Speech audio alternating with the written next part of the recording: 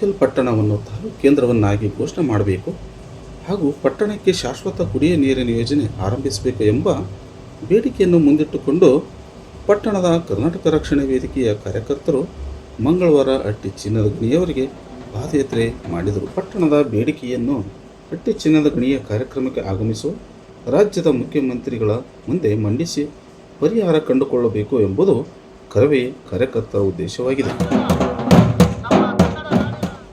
ಈ ಹಿನ್ನೆಲೆಯಲ್ಲಿ ಧಾರಾಕಾರ ಮಳೆಯಲ್ಲಿಯೂ ಕೂಡ ಡೊಳ್ಳು ವಾದ್ಯ ಮೇಳದೊಂದಿಗೆ ಅತ್ಯಂತ ಉತ್ಸಾಹದ ಸ್ವಾಭಿಮಾನಿ ಕಾರ್ಯಕರ್ತರು ಪಾದಯಾತ್ರೆಯನ್ನು ನಡೆಸಿದರು. ಶ್ರೀ ಸಿದ್ದಯ್ಯ ಸ್ವಾಮಿ ಸಾಲಿಮಠ ಕನ್ನಡ ಧ್ವಜವನ್ನು ನೀಡುವ ಮೂಲಕ ಪಾದಯಾತ್ರೆಗೆ ಚಾಲನೆ ನೀಡಿದರು.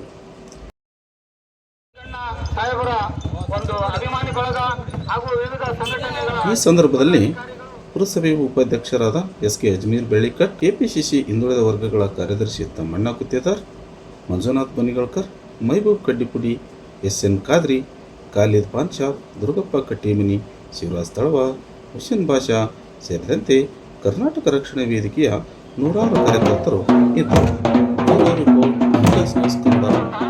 ಘೋಷಣೆ ಮಾಡಬೇಕು ಅಂತೇಳಿ ಒತ್ತಾಯಿಸಿ ನಮ್ಮ ಕನ್ನಡ ನಾಡಿನ ದೊರೆ ಸನ್ಮಾನ್ಯ ಜನಪ್ರಿಯ ಮುಖ್ಯಮಂತ್ರಿಗಳಾಗಿರ್ತಕ್ಕಂಥ ಶ್ರೀ ಸಿದ್ದರಾಮಯ್ಯನವರು ನಾಳೆ 6ನೇ ತಾರೀಕು ಹಟ್ಟಿ ಚಿನ್ನದ ಗಣಿಗೆ ವಿವಿಧ ಕಾಮಗಾರಿಗಳ ಶಂಕುಸ್ಥಾಪನೆಗಾಗಿ ಅವರು ಆಗಮಿಸ್ತಾ ಇದ್ದಾರೆ.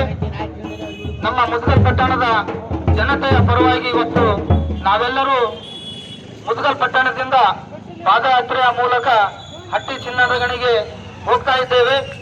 ನಮ್ಮ ನಾಡಿನ ದೊರೆಯಲ್ಲಿ ನಾವು ಮನವಿ ಮಾಡುವುದೇನೆಂದ್ರೆ, ಸನ್ಮಾನ್ಯ ಸಿದ್ದರಾಮಯ್ಯನವರು ಬಡ ಜನರ ಪರ ಯಾವತ್ತೂ ಧ್ವನಿ ಎತ್ತುತ್ತಾ ಅವರು ಆ ಪದವಿಗೆ 2ನೇ ಬಾರಿ ಸಿದ್ದರಾಮಯ್ಯನವರು ಅಲಂಕರಿಸಿದ್ದಾರೆ. ಮುಖ್ಯಮಂತ್ರಿ ಪದವಿಗೆ ಯಾವಾಗಲೂ ಒಂದು ಕಾಲದ ಹಿಂದಿನ ಕಾಲದಿಂದಲೂ ಒಂದು ಇತಿಹಾಸ ಇದೆ.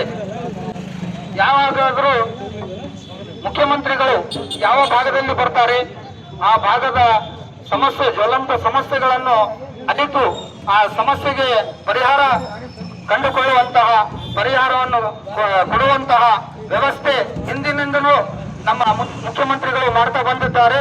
ಅದರಲ್ಲಿ ಸನ್ಮಾನ್ಯ ಸಿದ್ದರಾಮಯ್ಯನವರ ಅಭಿಮಾನಿಗಳು ನಮ್ಮ ನಾಡಿನಲ್ಲಿ ಬಾಳಿದ್ದಾರೆ. ವಿಶೇಷವಾಗಿ ಮುದಗಲ್ ಪಟ್ಟಣದಲ್ಲಿ ಅವರ ಅಭಿಮಾನಿಗಳು ಬಹಳ ಸಾಕಷ್ಟು ಜನ ಇದ್ದಾರೆ. ನಾವು ಒಂದು ವಿಶ್ವಾಸದಿಂದ ಇವತ್ತು ಬಹಳ ವಿಶ್ವಾಸದಿಂದ ಹೋಗ್ತಾ ಇದ್ದೇವೆ. ಮುಖ್ಯಮಂತ್ರಿಗಳು ಇವತ್ತು ನಮಗೆ ಈ ನಮ್ಮ ಮುದಗಲ್ ಪಟ್ಟಣಕ್ಕೆ ತಾಲೂಕು ಕೇಂದ್ರ ಘೋಷಣೆ ಮಾಡ್ತಾರೆ ಹಾಗೂ ಮುದಗಲಿಗೆ ಶಾಶ್ವತ ಕುಡಿಯುವ ನೀರನ್ನು ವ್ಯವಸ್ಥೆ ಮಾಡ್ತಾರೆ ಅಂತೇಳಿ ಒಂದು ವಿಶ್ವಾಸವನ್ನು ಇಟ್ಕೊಂಡು ಇವತ್ತು ಮಳೆ, ಗಾಳಿ, ಬಿಸಿಲು ಅನ್ನದೇ ಇದನ್ನು ಲೆಕ್ಕಿಸದೆ ನಾವು ಇವತ್ತು ಪಾದಯಾತ್ರೆಯನ್ನು ಮಾಡ್ತಾ ಇದ್ದೇವೆ. ಇದು ಮಳೆ ಬರುವುದು ಒಂದು ಶುಭ ಸೂಚನೆ ಅಂತ ಹಿರಿಯರು ಹೇಳ್ತಾರೆ.